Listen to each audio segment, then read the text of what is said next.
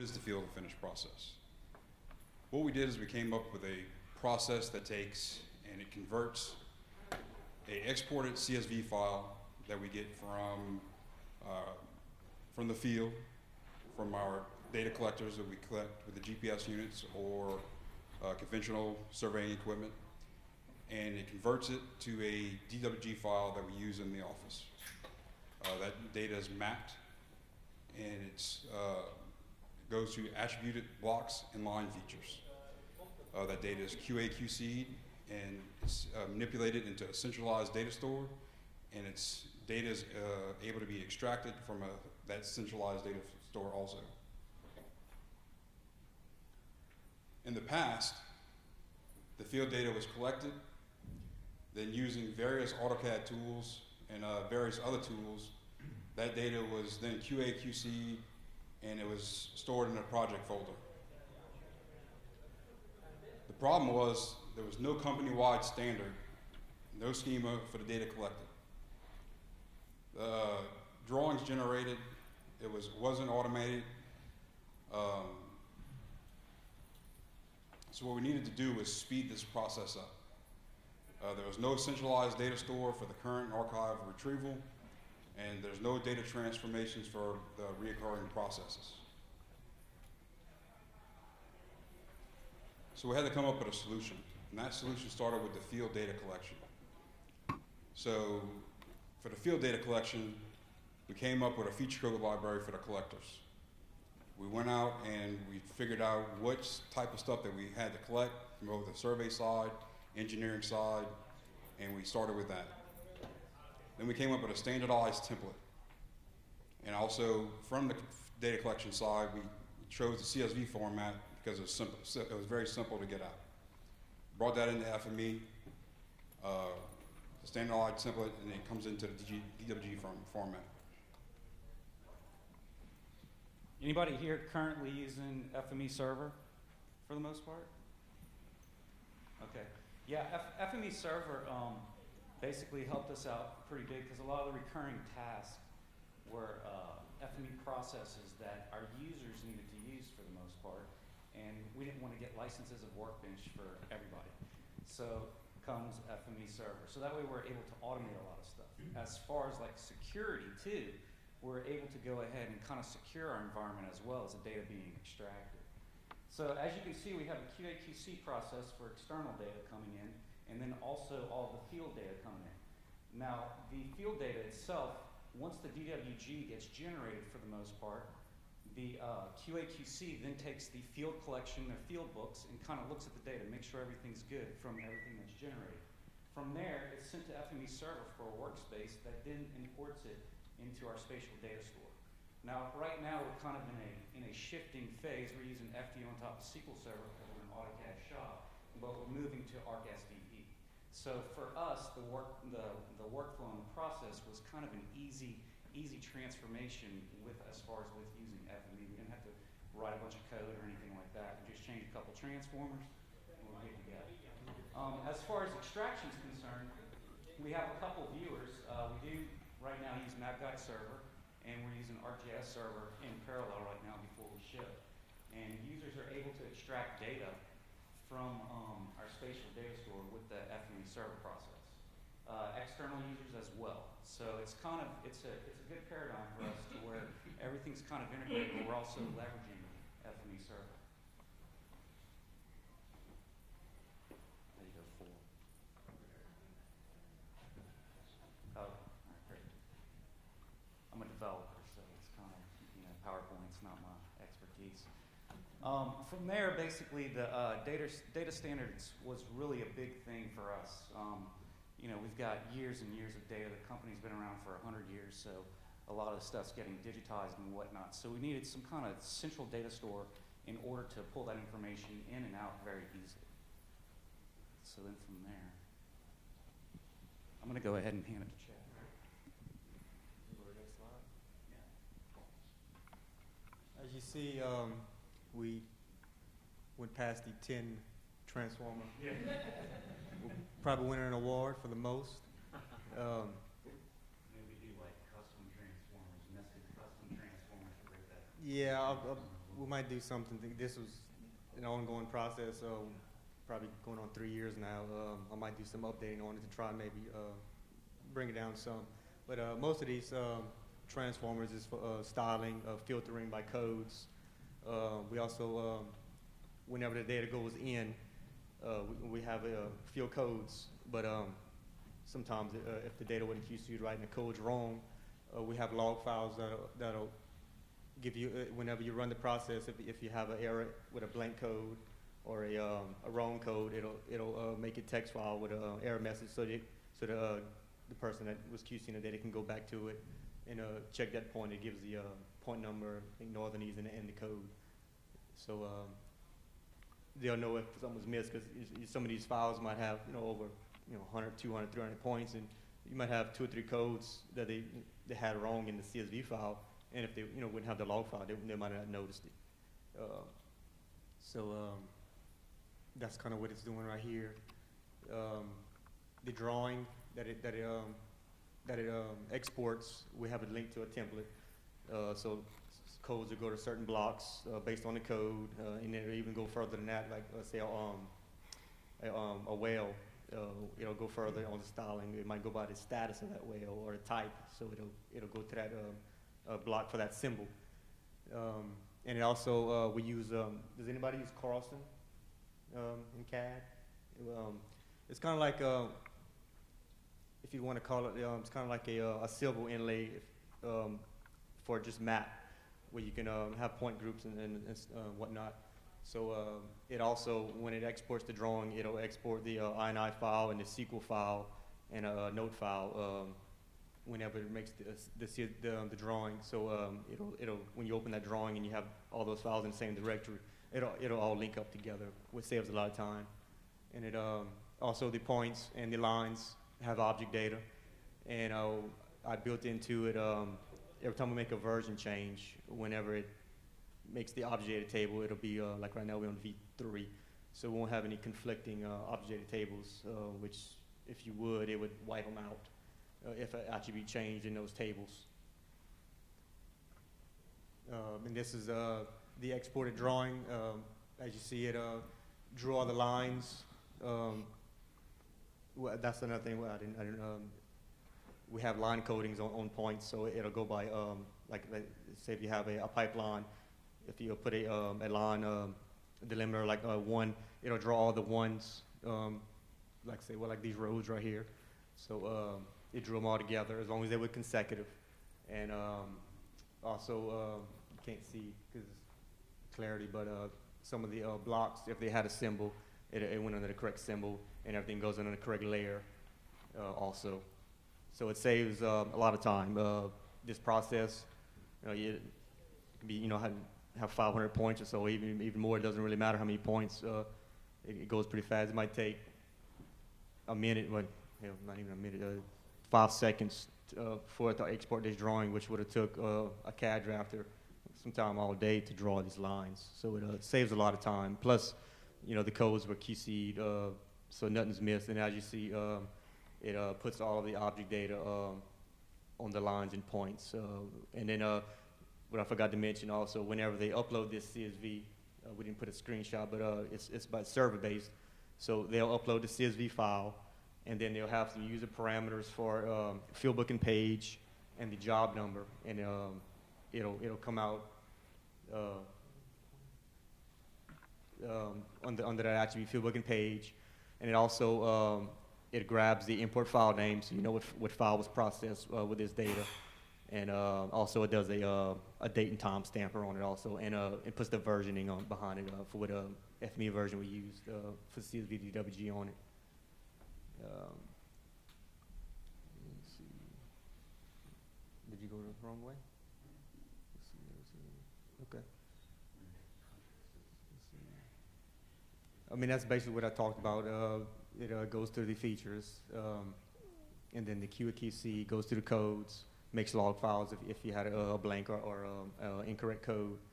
And this data, once it's processed, it goes to our centralized database, and then it can be viewed on our online viewer.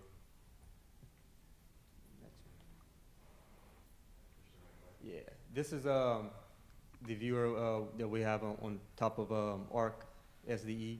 The one we have in production now is working on Mapguide. We're going to be moving to this format. It's faster, a little more graphical, has a lot more features built in it, and a little more customizable. It's a lot faster. But as you can see, like here, this is a public data set. Not only do we have the survey data in this in the database, I have probably over 250 layers of reference data. Like this here is a DNR well database for Louisiana. So when we go survey areas, we'll bring this data in also for reference data. And what I did here is through FME also bringing this data in, and then I just style it by the status. So when it comes up on the map, you know, it shows the symbol and the type of whale. On this side, what we have here, there's 2 ways where you can extract data. So if you was in this area here, you could, one, you can pick the extents of this viewport, and whatever layer you had on would export from the viewer. Or you can do, like it shows here, you can do an area of interest and just do a polygon around your area. And then your next option, all the data is in a WGS84.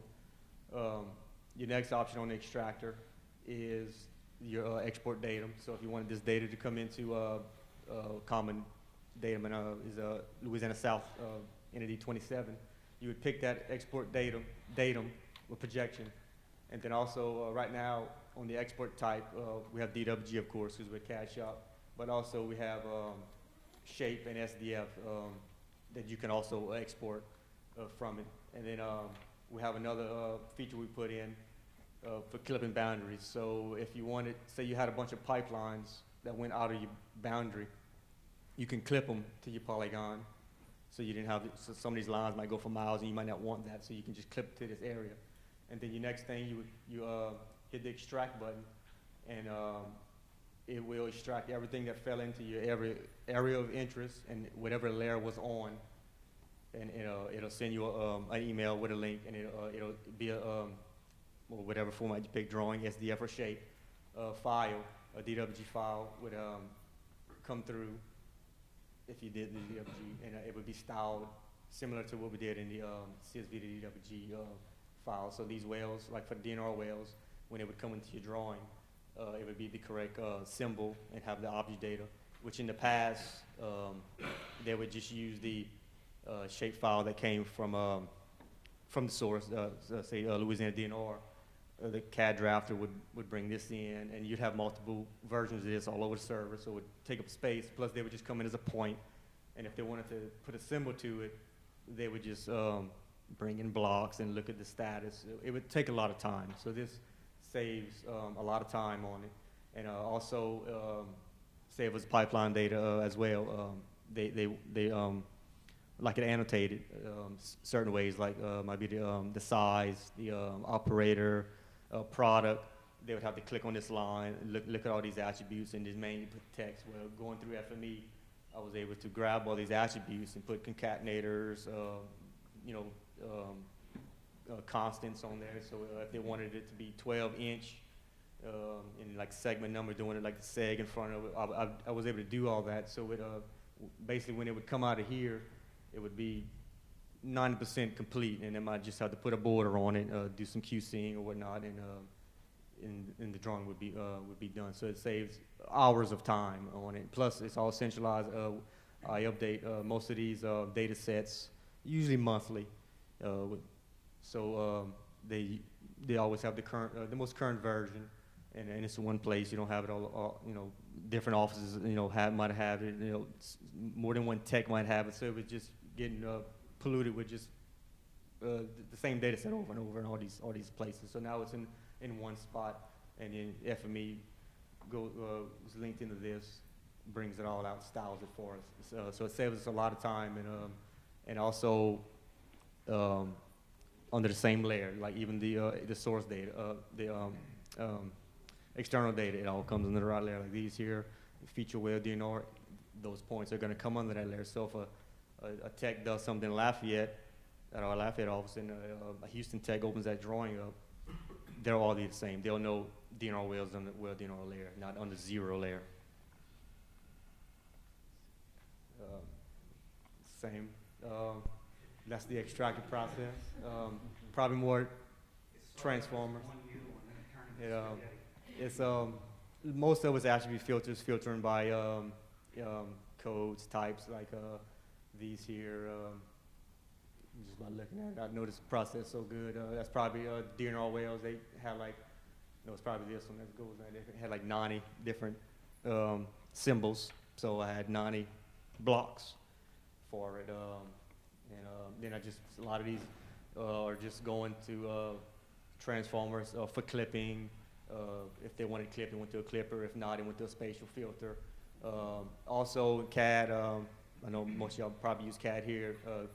CAD doesn't play nice with polygons and aggregates too well. So a lot of our external data had polygons and aggregates. So I put them through deaggregators and turn the polygons into closed polylons. It seemed to work faster, but I didn't, in the original process, I didn't do that. And some of these things would come out in the export drawing, it would just lock up. So it helped. But I was able to, for the labeling, polygons work very well for labeling. You can just click on the center point of it, or center point replacer, make your text. So what I did is I used the polygon coming out of the database for that purpose there, but then I also just made it go through to a geometry cursor to turn to polygon. So I was still able to use the polygon for the label purposes, which works well, but then still turn that data into a polygon, so when it went into CAD, everything played nice. That's about it. That's kind of what I talked about earlier. They go to the online viewer, which you can, we're working on, it'd be accessible as long as you had internet connection with so you're not just logged into our network for that, because we're eventually going to market this viewer and these capabilities to clients. Right now, it's just used internal. Any questions?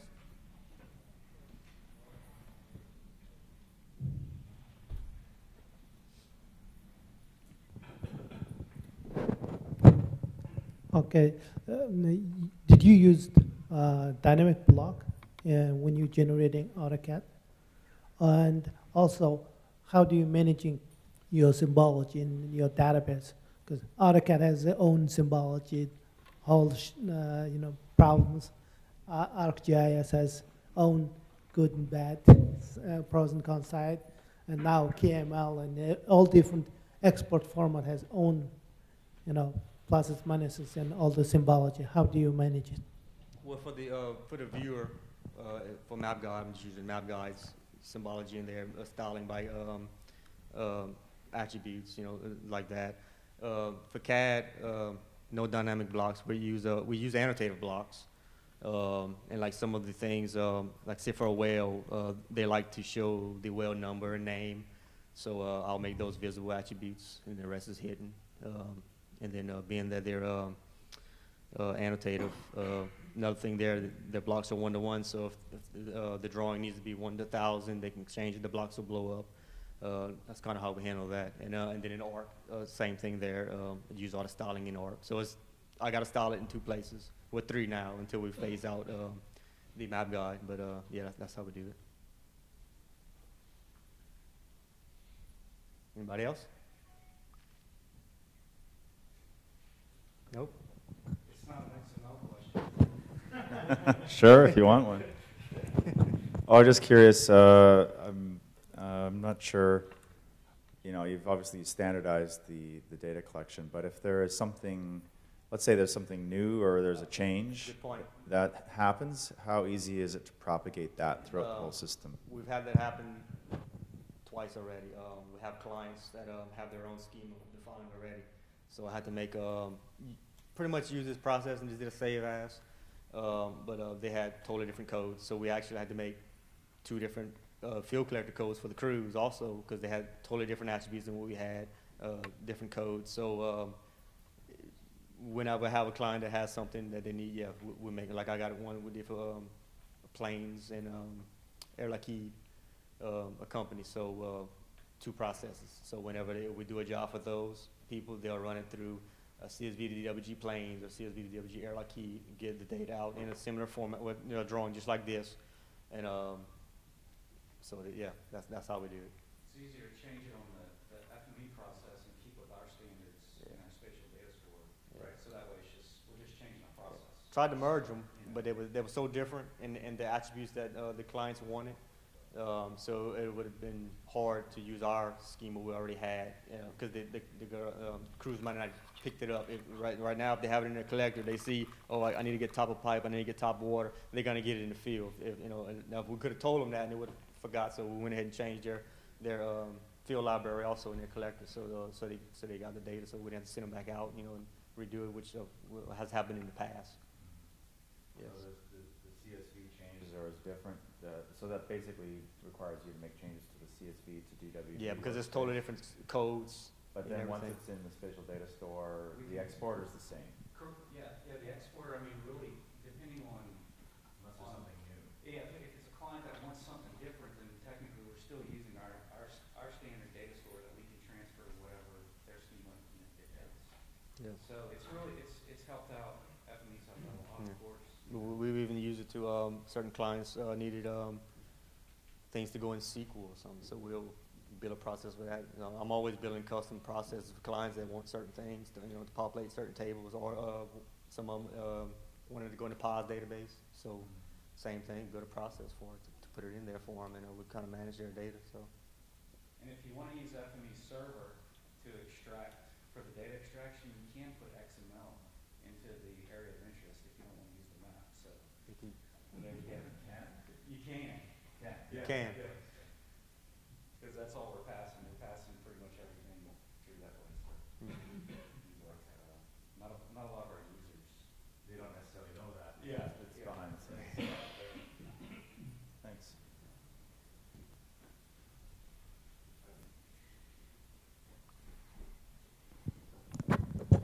When you export the points and you draw the pipe network, how is that actually being created? Is it through an AutoCAD element, or is it through Civil 3D with line connectivity? Through FME, what we do when we collect it in the field, say it's a pipeline PI. If say I have a pipe going like here to the wall, and it has, they'll get 10 PIs on it. What they'll do is they'll put a line code for 1, and so say it's points 1 through 10. What it'll do is every point, every PI point that has the 1 delimiter behind it, it's going to connect to it through a point connector in FME. And I guess that changes the way you survey instead of spray and pray, and you actually go systematically. Yep. Okay. So if they had 3 pipelines right here, when they start, there'd be PI1, then PI2 to PI3, then all the PI1s would connect. And that's another thing with the QC, and like sometimes they might go back, the next day, and they got one out of sequence. Where that's when whenever the QC the data, they might have to change that in CAD because it might zigzag. But as long as they would keep it consecutive point numbers and have the right line idea on it, it'll collect it. It'll connect it in FME. And another question: how do you adjust to import the existing data into your SDE database or ArcGIS? The difference between grid and ground. We use ground units. Yeah, everything's pretty much ground. Yeah. Okay. I'm sorry, everything's pretty much grid, because everything's going into WGSA4 in the database. Now we'll do a conversion on it. Whatever. I mean, the datum is going to be pretty much like Horn datum. And what they'll do is they'll process data to come into a drawing, and if they make any corrections in it, say the outline zigzag or whatnot, they would QC all that drawing, and then we'll have a process that'll go from the drawing into the database. So it'll convert that drawing points and line features using FME process to go into OR.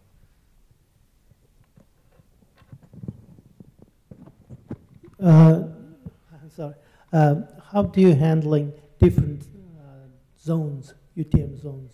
That was just 84 zones. The data is stored WGS84 in the database, but like the survey data, which most part will be Horn, Louisiana South or North, we'll use reprojectors. Reproject it to the reprojectors and FME to reproject it to LO84. And also external data that I get from, say, like, I think DNR Wells is a UTM-15. I use a reprojector and reproject it out to LO84. But you're not going to change original data, right? Sir? You're not going to change original data.